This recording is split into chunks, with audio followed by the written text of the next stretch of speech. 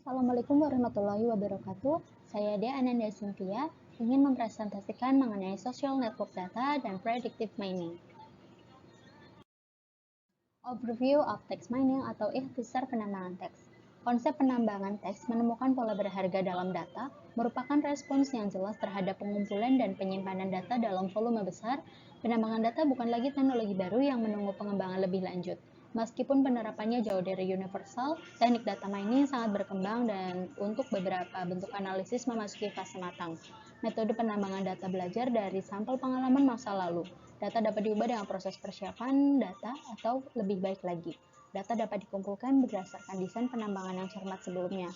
Item-item yang akan digunakan dideskripsikan dengan jelas pada berbagai kemungkinan dan ini kemudian dicatat secara seragam untuk setiap contoh yang merupakan anggota sampel. Resepnya sudah terkenal. Dua jenis informasi diharapkan: A. Numerik terurut, B. Kategoris. Atribut numerik yang dipesan memiliki nilai di mana lebih besar atau lebih kecil dari perbandingan milik arti. Misalnya, berat dan pendapatan jelas dipesan. Atribut kategoris adalah kode numerik tidak berurut yang memiliki definisi dalam bentuk kode. Atribut kategoris yang paling umum adalah sesuatu yang dapat diukur sebagian benar atau salah, diwakili oleh 1 atau 0, misalnya gender dapat diukur sebagai laki-laki atau perempuan, atau kategori bisnis yang dapat diukur dengan kode. Data dapat dijelaskan oleh spreadsheet dengan format tabelnya. Maka masalahnya sangat struktur.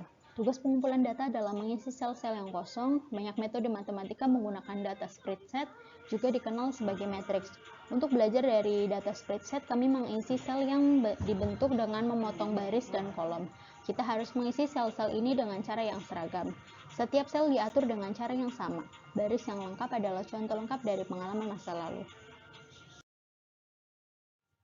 Dalam dunia penambangan teks, kami yang disederhanakan, kami telah menggambarkan dokumen sebagai contoh dan kata-kata sebagai atribut dalam spreadsheet.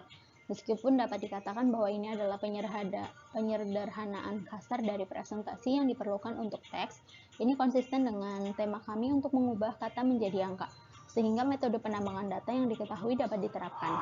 Kami akan menyajikan banyak variasi pada model data ini dan tampilan statistiknya dari kata dan teks. Jadi meskipun penambangan teks beroperasi dalam dimensi yang sangat tinggi, dalam banyak situasi pemrosesan efektif dan efisien karena karakteristik sparseness dari sebagian besar dokumen dan sebagian besar aplikasi praktis.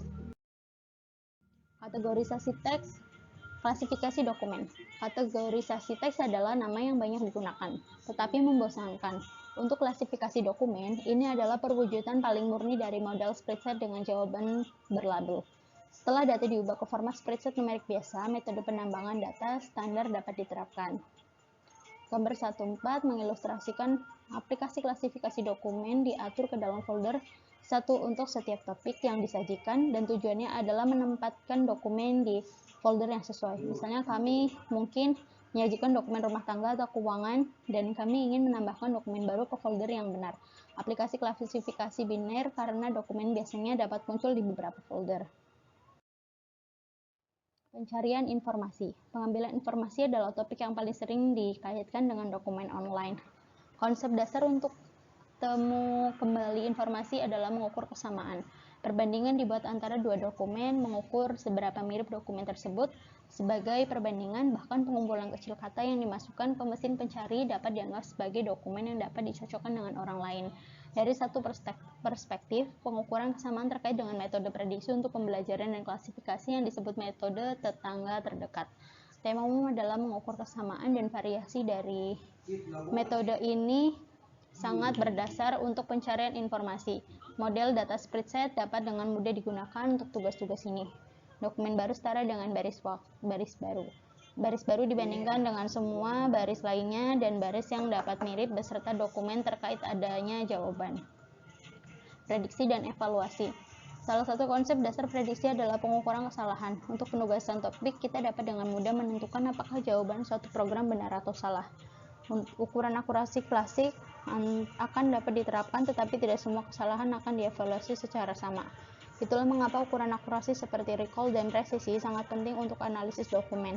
Tidak semua masalah penambangan teks muncul dalam bentuk spreadsheet yang lengkap. Oleh karena itu, kita perlu teknik untuk pengelompokan atau ekstraksi informasi di mana jawaban berlabel tidak mudah diakses. Meskipun prediksi yang utama, subtugas terkait ini dievaluasi dalam istilah yang kurang pasti. Konsep kesalahan dan evaluasi harus disediakan dengan tugas yang ada dan tujuan langsungnya. Sekian presentasi dari saya, semoga bermanfaat. Wassalamualaikum warahmatullahi wabarakatuh.